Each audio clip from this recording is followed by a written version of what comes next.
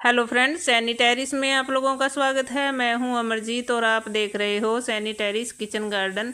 जब हम फल वाले, फूल वाले और सब्जी वाले पौधे अपने टेरिस गार्डन में लगा रहे हैं तो उन्हें हमें कुछ न्यूट्रिशन देने होते हैं। तो न्यूट्रिशन हम जब उनको देते हैं तभी हमें अच्छे फ्लावरिंग फ्रूटिंग देखने को मिलती है और ज़्यादा से ज़्यादा फल हमारे सब्जियों वाले और फलों वाले या फूलों वाले पर फूल आए। उसके लिए हमें क्या क्या इनको देना होता है, अपने पौधों को न्यूट्रिशन इनको, जो अगर हम सारे न्यूट्रिशन इनमें डालते हैं तो ये भर भर के फ्रूटिंग करते हैं, काफ़ी सारे फल फूल हमें देते हैं और सब्जियां भी।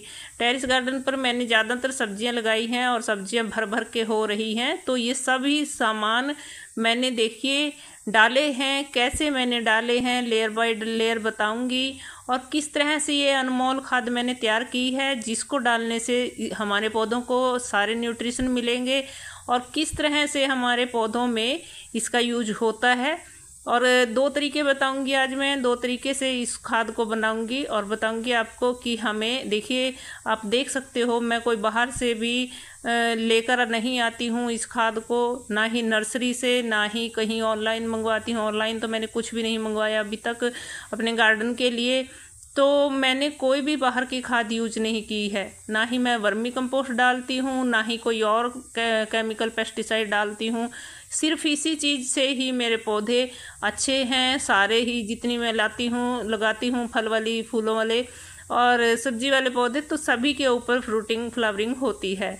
तो इस अनमोल खाद का कोई मुकाबला खाद नहीं कर सकती है। तो आप भी अगर इसको बनाना चाहें तो वीडियो को पूरा देखिएगा। अगर वीडियो अच्छा लग जाए तो प्लीज़ लाइक कर देना, चैनल को सब्सक्राइब ज़रूर कर लेना।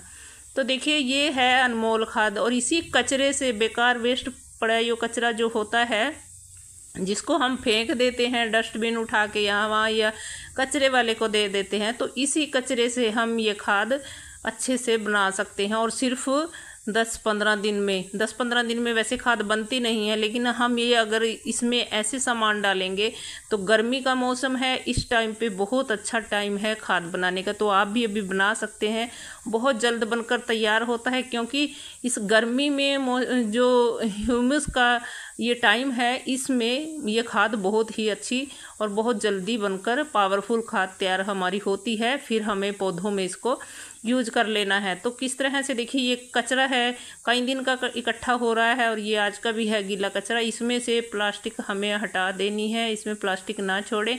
और ये कुछ न्यूज़पेपर है, ये भी मैं साइड कर देती हूँ, मैं नीचे टोकरी में डाल लेती हूँ तो ऊपर आ जाते हैं ये। हम इसका भी यूज कर सकते हैं, जैसे अभी बरसात का मौसम लगेगा तो हमें सूखा मटेरियल नहीं मिलता है तो हम न्यूज़पेपर या गत्ते डाल सकते हैं इसके अंदर। तो ये देखिए ये है गोबर की खाद और ये जो सामने आप देख रहे हो ये यहाँ पे एक ढेर लगा हुआ है और ये पीले वाले जो आप देख रहे हो बकेट में रखा है ये भी यही खाद है। और ये मेरे पास राख है, राख के साथ साथ ये मेरे पास गुड़ भी है। गुड़ मैंने तोड़ के लिया है छोटा छोटा करके, देखिए ये छोटा किया हुआ है। अगर हम इसको साबुत तो डालते हैं तो टाइम लगता है इसको फिर घुलने में, तो हमने इसको तोड़ के डाल देना है अपने इस खाद में, तो ये जल्दी काम करेगा, जल्दी डिकम्पोज करेगा इस सामान को।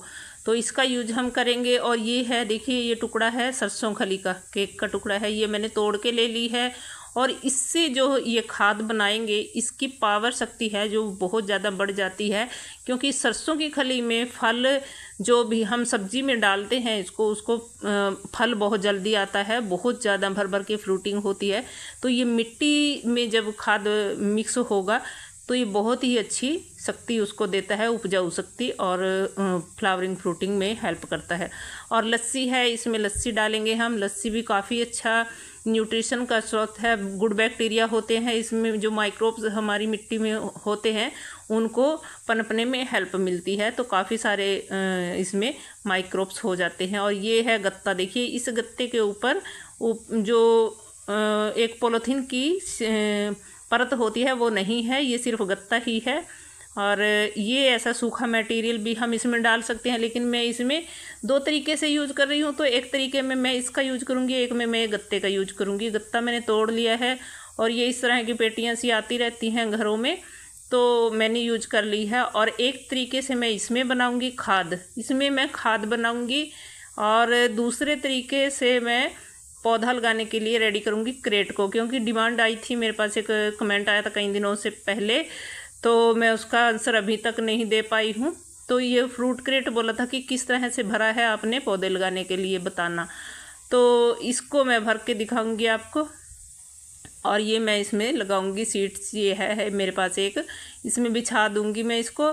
और ये होल कर लिए हैं इसमें, तो इसको ड्रेनेज होल करने ज़रूरी हैं। इसको इसमें बिछाकर और फिर मैं इसको तैयार करूंगी इसके लिए। ये पुराना है, पहले भी इसमें पौधे लगे हुए थे, तो मैं इनसे काफ़ी अच्छे रिजल्ट मिलते हैं, काफ़ी अच्छी सब्जियां इनमें हो जाती हैं।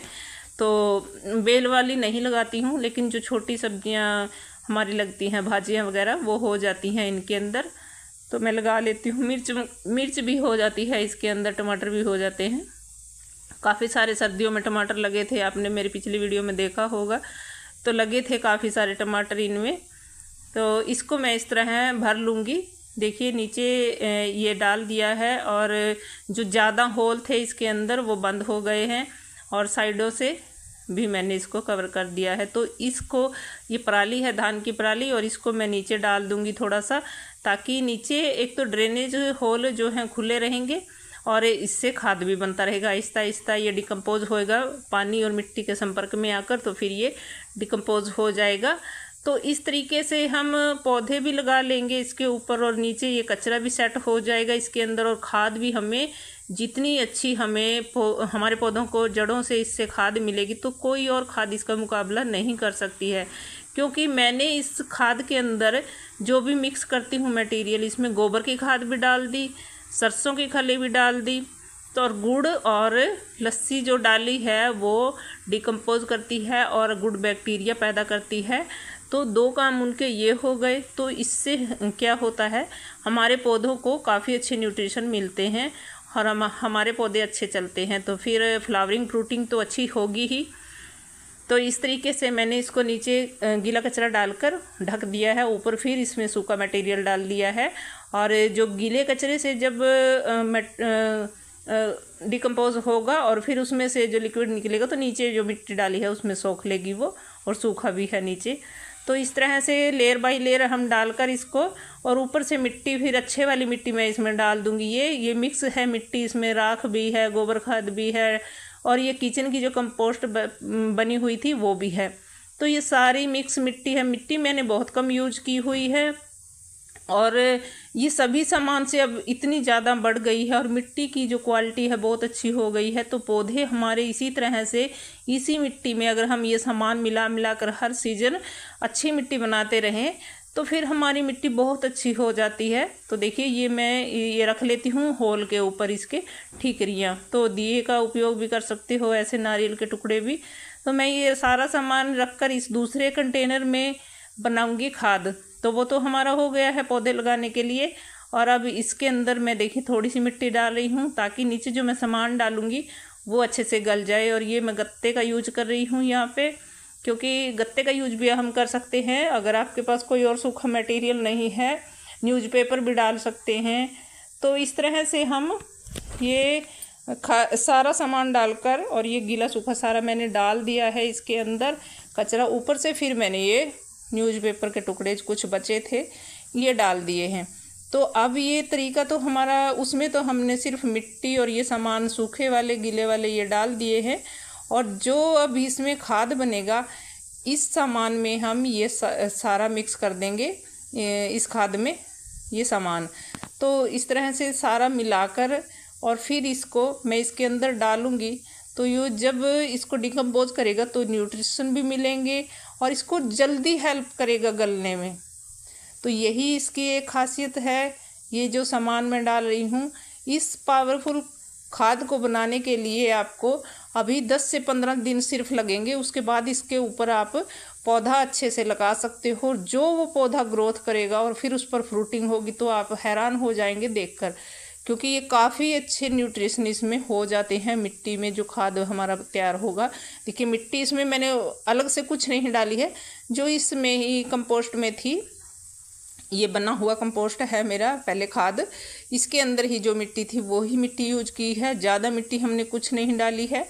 तो यही मैं डालकर इसको बना रही हूँ और ये मिट्टी की क्वालिटी बढ़ती जा रही है, अच्छी होती जा रही है। जब इसको दोबारा फिर रीयूज करते हैं हम तो इसमें न्यूट्रिशन वैल्यू बढ़ जाती है इसकी, और फिर ये पौधों को जब हम लगाते हैं तो उनको न्यूट्रिशन देती है। तो इस तरह से इस खाद को हम बना सकते हैं। अब ये रेडी है बनकर।